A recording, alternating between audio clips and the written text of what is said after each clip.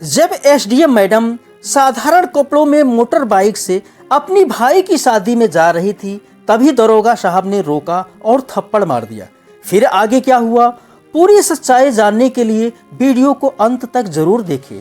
Video में आगे बढ़ने से पहले आपसे निवेदन है कि अभी तक वीडियो को लाइक और चैनल को सब्सक्राइब नहीं किया है तो जरूर कर ले। आपका एक लाइक हमें मोटिवेशन देता है। दोस्तों, एसडीएम मैडम साधारण कपड़ों में तेजी से अपने भाई की शादी में जा रही थी। ना कोई सरकारी गाड़ी, ना कोई सिक्योरिटी, बस एक साधारण लड़की की तरह अकेले मोटर बाइक चलाते हुए जा रही थी। जैसे ही हाईवे पर पहुंची, सामने पुलिस चेकिंग करते नजर आए। उन्होंने बैरिकेडिंग कर रखी थी और पुलिसकर्मी सड़क पर खड़े थे। बीच में दरोगा साहब वर्दी में खड़े थे। गाड़ी सामने आते ही एसडीएम मैडम को हाथ से के इशारे से रुकने को कहा गया। गाड़ी रुकते ही साइड में लगा दो। दरोगा साहब की तेज आवाज एसडीएम मैडम के कानों पर पड़ी। दरोगा साहब की आवाज में एक अलग ही रौब था। उसने तुरंत पूछा, कहाँ जा रही हो? एसडीएम मैडम ने धीरे से कहा, भाई की शादी है, वहीं पर जा रही हूं। अब दरोगा साहब ने घूरते हुए उनकी ओर देखा और फिर मुस्कुराते हुए बोला, अच्छा तो शादी में जा रही हो? लेकिन गाड़ी बहुत तेज चला रही थी, चालान भरना पड़ेगा। दरोगा साहब अपने चालान बुक निकालते हुए कहा। अब एसडीएम मैडम को अंदाजा हो गया कि बस यह एक बहाना था। सर, हमने नियम नहीं तोड़ा, एसडीएम मैडम ने कहा। अरे मैडम, कानून हमें मत सिखाओ, साइड में एक खड़े सिपाही ने कहा। और फिर अपने साहब की ओर घूमते हुए कहा, साहब ऐसे नहीं मानेगी, इसको तरीका सिखाना पड़ेगा।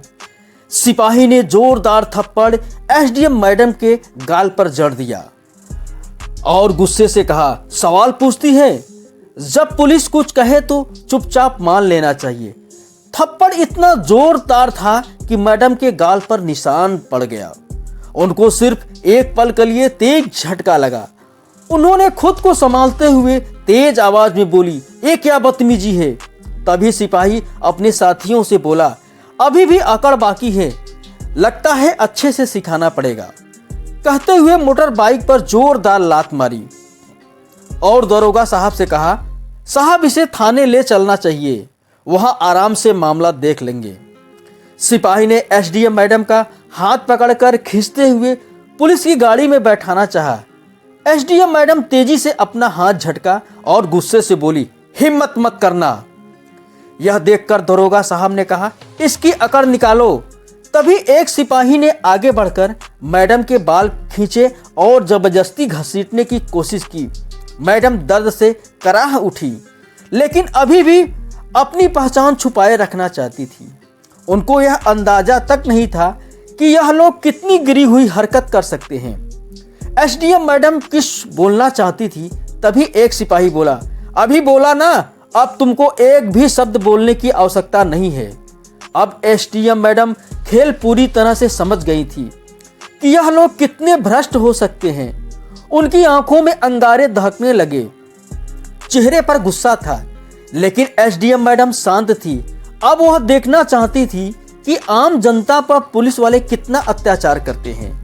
तभी दरोगा साहब चिल्लाकर कहा कि अरे, तेरे जैसे अकड़ू लोग बहुत देखे हैं, पुलिस से पंगा ले रही है, अभी तेरी औकात दिखाता हूं, चल थाने, वहीं समझाएंगे।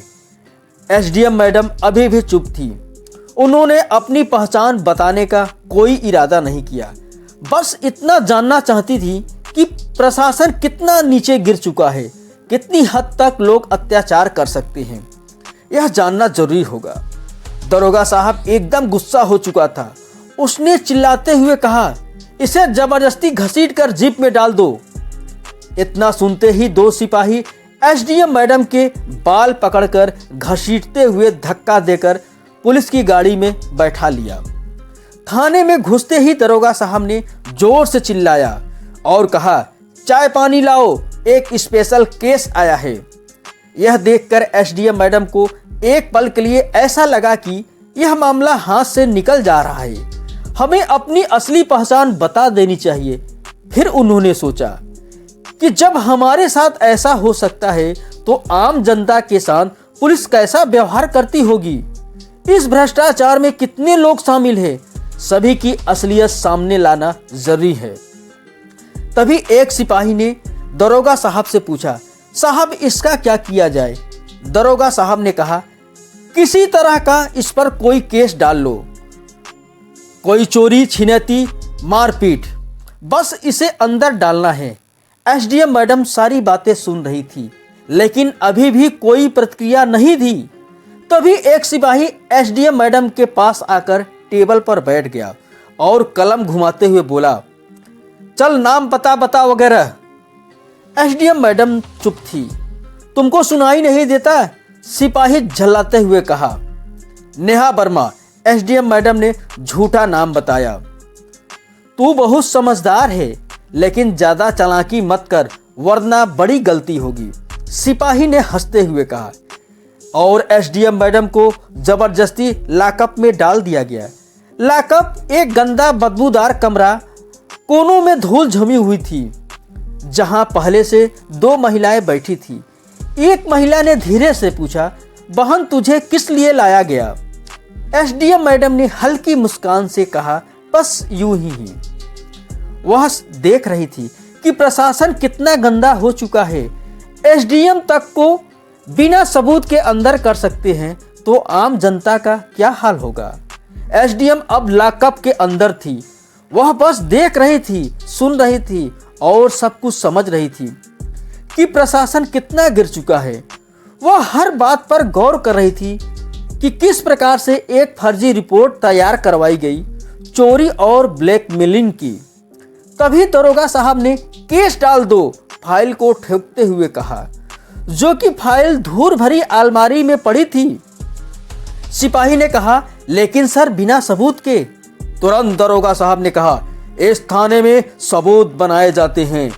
लेकिन उसके चेहरे पर कोई डर न था, ना कोई पछतावा। और तभी तेजी से कड़े स्वर में आवाज सुनाई दी, क्या हो रहा है यहाँ पर? थानेदार साहब कमरे में प्रवेश करते हैं, जिनकी छवि थोड़ी ईमानदार अफसर की थी। थाने की अंदर की महिलाओं को देखकर उनके माथे पर सिकर आ गई। क्या हो रहा है? फिर पूछा। सिपाही हड़बड़ा गया और सतर्कता के साथ बोला, कुछ नहीं सर, एक सड़क छाप लड़की ज्यादा होशियारी दिखा रही थी। थानेदार साहब ने गौर से नेहा वर्मा की ओर देखा, यानी कि एसडीएम मैडम को देखा, जो किसी साधारण महिला जैसी नहीं लग रही थी। थानेदार साहब ने दरोगा साहब से पूछा, इसने किया क्या है? सर, इसने चेक इन के दौरान बदतमीजी की थी, सिपाही ने बोला। थानेदार साहब को कुछ गड़बड़ लगी। इसे दूसरी कोठी में डाल दो, सिपाही को आदेश दिया। लेकिन थानेदार साहब ने सोचा, मैं जानना चाहता हूं कि यह लड़की आखिर है कौन। थानेदार साहब के आदेश पर एसडीएम मैडम को एक दूसरी कोठरी में डाल दिया गया, जहां पहले से भी ज्यादा अंधेरा और गंदा था। एसडीएम मैडम ने चारों तरफ नजर दौड़ाई। दूसरे लॉकअप में एक टूटा हुआ टेबल और एक जंग लगा लोहे की जंजीर पड़ा था। इस पर प्रशासन का गंदा चेहरा और दिखाई दे रही थी। उनका अनुभव यह साबित कर रहा था कि कानून सिर्फ कागजों में ही चमकती है। और तभी गाड़ी रुकने की आवाज सुना दी। एक सिपाही बाहर दौड़कर गया, गाड़ी में कौन आया है? लेकिन जैसे ही उसने गाड़ी के अंदर बैठे व्यक्ति को देखा, उसकी आंखें फटी रह गई। दौड़कर अंदर आया और दरोगा साहब से धीरे से बोला। दरोगा साहब चिल्लाते हुए, क्या हुआ, कौन है? सिपाही कपकपाते स्वर में कहा, डीएम साहब। सिपाही का चेहरा सफेद पड़ गया। थानेदार साहब भी चौकन्ना हो गया। और तभी डीएम साहब थाने में कदम रखा। वह घूरती निगाहों से दरोगा की ओर देखा और कड़क आवाज में पूछा, दरोगा साहब क्या चल रहा है? दरोगा घबरा गया, बोला, सर कुछ नहीं, बस एक मामूली केस था। डीएम साहब ने टेबल पर पड़ी एसडीएम मैडम की फाइल उठाई और ध्यान से पढ़ी। उन्होंने एसडीएम मैडम की ओर देखा। इस महिला पर 420 और डकैती का केस। डीएम साहब की आवाज गूंजी, और दरोगा साहब की ओर देखा। सबूत है तुम्हारे पास? दरोगा साहब पूरी तरीके से फंस चुका था। डीएन साहब ने नेहा वर्मा से सीधा सवाल किया, आपका नाम? नेहा वर्मा ने हल्की मुस्कान दी और पहली बार अपना सही नाम एसडीएम नेहा श्रीवास्तव बताया। दरोगा साहब हक्का बक्का रह गया। उसके हाथ पैर कांपने लगे। सारे पुलिस वाले चौंक कर खड़े हो गए। दरोगा साहब के पैरों तले जमीन खिसक गई। जिसे वह मामूली महिला समझकर फर्जी केस में फंसा रहा था, वह खुद उस जिले की एसडीएम निकली। उसके सारे पुलिसकर्मी सदमे में आ गए। डीएम सर घूरते हुए दरोगा साहब की ओर देखा। तुम्हारी हिम्मत कैसे हुई एसडीएम मैडम पर झूठा केस डालने की? अब दरोगा साहब कुछ बोलने ही वाला था कि थानेदार साहब ने तेज आवाज में कहा, सर मैंने पहले ही कहा था कि कुछ गड़बड़ है। अब दरोगा साहब अकेला पड़ चुका था। डीएम साहब शांत थे लेकिन सख्त आवाज में कहा, दरोगा साहब तुम सस्पेंड हो, आप पर विभागीय जांच होगी ही, तुम पर केस दर्ज किया जाएगा। दरोगा साहब के होश उड़ गए। पुलिसकर्मी अब दरोगा साहब से दूरी बनाने लगे। थानेदार साहब ने तुरंत हवलदार को आदेश दिया, इसको हिरासत में ले लिया जाए। जैसे ही हवलदार दरोगा साहब को पकड़ने के लिए आगे बढ़ा, अचानक दरोगा साहब ने जेब से एक कागज निकाला और मुस्कुराते हुए कहा, आप मुझे सस्पेंड नहीं कर सकते। देखिए, उसने एक कागज हवा में लहराया। डीएम साहब और एसडीएम मैडम ने उसे ध्यान से देखा। दरोगा साहब हंसते हुए बोला, यह रहा मेरा ट्रांसफर ऑर्डर। 3 दिन पहले ही मेरा ट्रांसफर हो चुका है। अब आप मुझे सस्पेंड नहीं कर सकते। थाने में फिर सन्नाटा छा गया। एसडीएम मैडम ने कागज को अपने हाथ में लिया और गौर से पढ़ा। यह असली है? सामने कड़ी स्वर में पूछा। थानेदार साहब की ओर देखा और एसडीएम मैडम ने कड़कती आवाज में कहा, कागज की तुरंत जांच करो। अगर यह असली निकलता है तो भी दरोगा साहब का निलंबन रोका नहीं जा सकता। दरोगा साहब की हंसी अचानक गायब हो गई। कोई भी सरकारी कर्मचारी ट्रांसफर के बाद भी गलत गतिविधियों में शामिल होता है तो उस पर कार्रवाई की जा सकती है, एसडीएम मैडम बोली। अब दरोगा साहब की हालत और बिगड़ने लगी। थानेदार साहब ने तुरंत कंप्यूटर पर रिकॉर्ड चेक करने लगे, लेकिन उन्होंने पाया कि दरोगा साहब का ट्रांसफर 3 दिन पहले हो चुका है, लेकिन अभी कार्यभार नहीं सौंपा था। इसलिए दरोगा साहब अभी इस थाने का प्रभारी था और इस दौरान उसने यह सब किया था। कोई भी दरोगा साहब को बचा नहीं सकता था। एसडीएम नेहा श्रीवास्तव ने सीधी नजर दरोगा साहब पर डाली और कहा, तुम्हारी असली जगह तुम्हारी अपनी जेल में होगी। डीएम साहब ने दरोगा साहब को गिरफ्तार करने का आदेश दिया। पूरा थाना हिल गया। दरोगा साहब को पहली बार एहसास हुआ कि अब वह बच नहीं सकता, लेकिन अचानक उसने कहा, एसडीएम मैडम मैं अकेला नहीं हूँ। दरोगा साहब ने हंसते हुए कहा, मैडम क्या आपको लगता है इस थाने में सिर्फ मैं ही भ्रष्ट हूँ?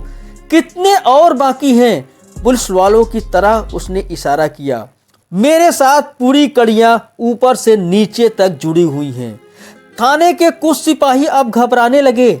एसडीएम मैडम ने डीएम साहब की तरफ देखा और कहा, थाने की जांच की जाए, अब कोई भी सुरक्षित नहीं है। डीएम साहब ने तुरंत आदेश दिया, पुलिस टीम को बुलाया जाए। पूरे थाने में हड़कंप मच गया। जांच टीम ने जांच शुरू की।